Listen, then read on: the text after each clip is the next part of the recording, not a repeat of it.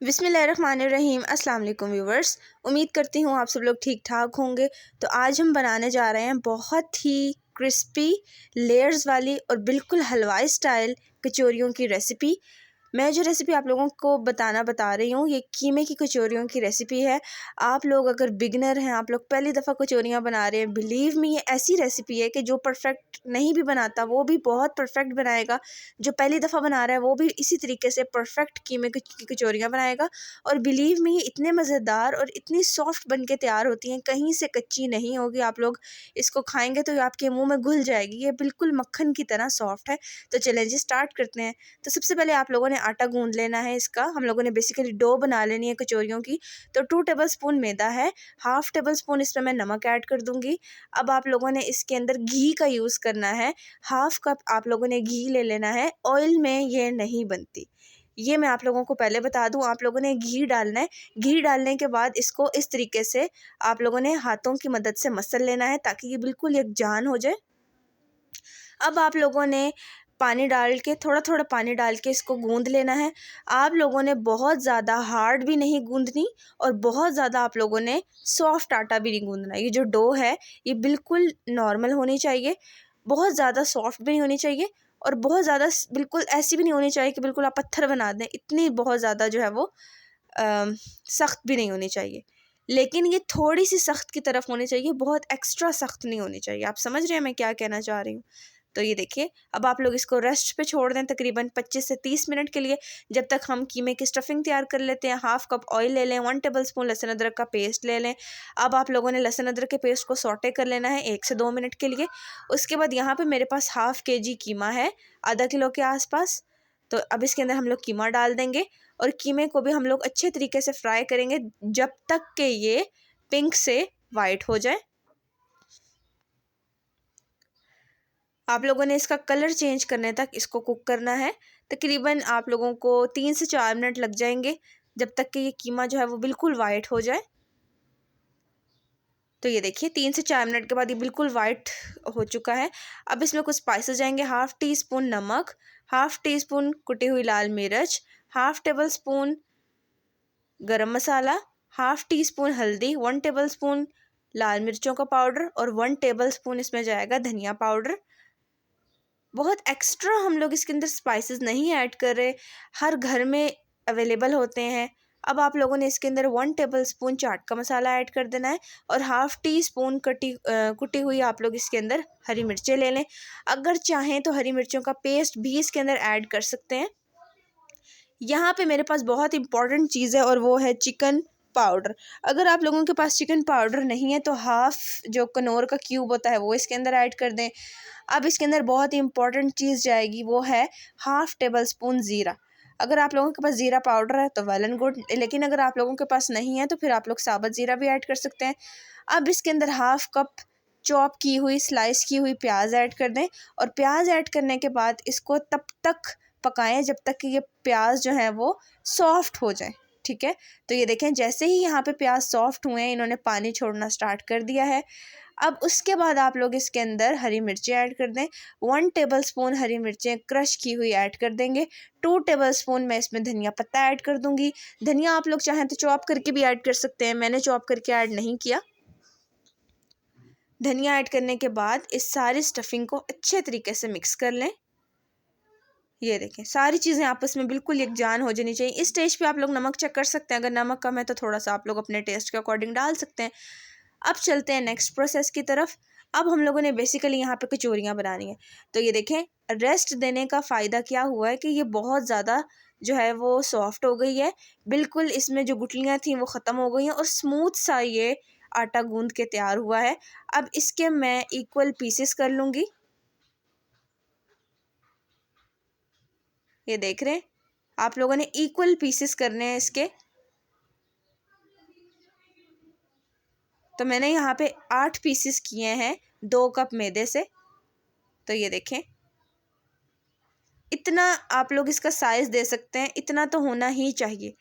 अब आप लोगों ने क्या करना है, जैसे नॉर्मली हम लोग रोटी को बेलते हैं, सबसे पहले आप लोगों ने इसको बेल लेना है।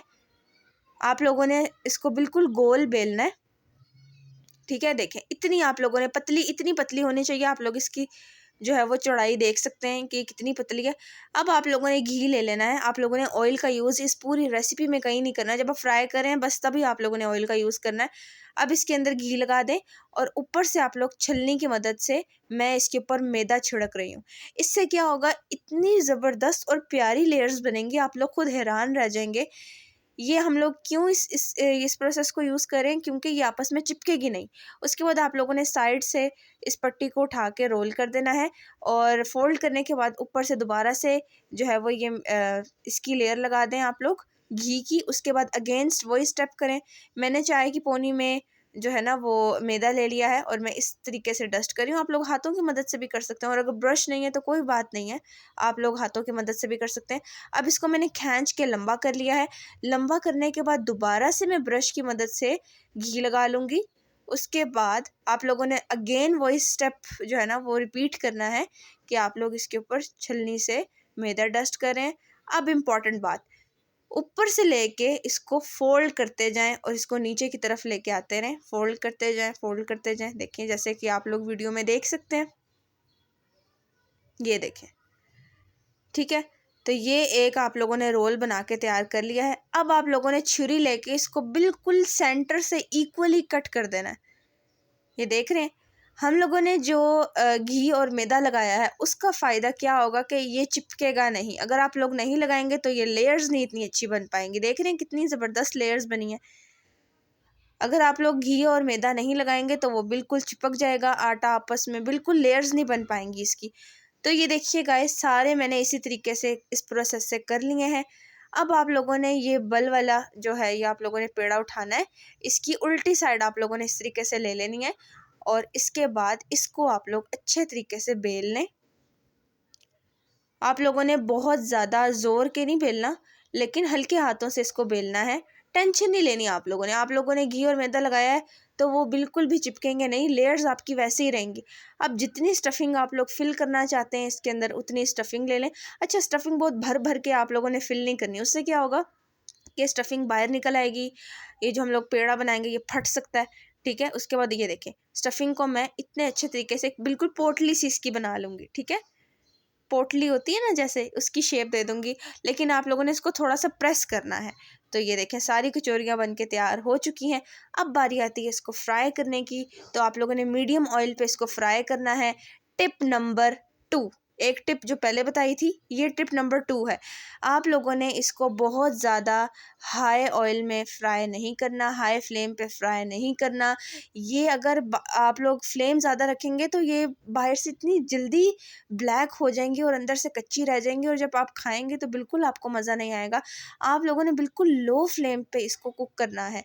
तकरीबन इसको कुक करने का मिनट है, इसको फ्राई करने का जो टाइमिंग है वो है तकरीबन 10 से 12 मिनट के करीब, ठीक है। जब आपको लगे 7 से 8 मिनट तक कि ये अंदर से बिल्कुल अच्छे तरीके से जो है ना वो बिल्कुल कुक हो चुकी है और कलर नहीं आया, कलर का कोई मसला नहीं होता।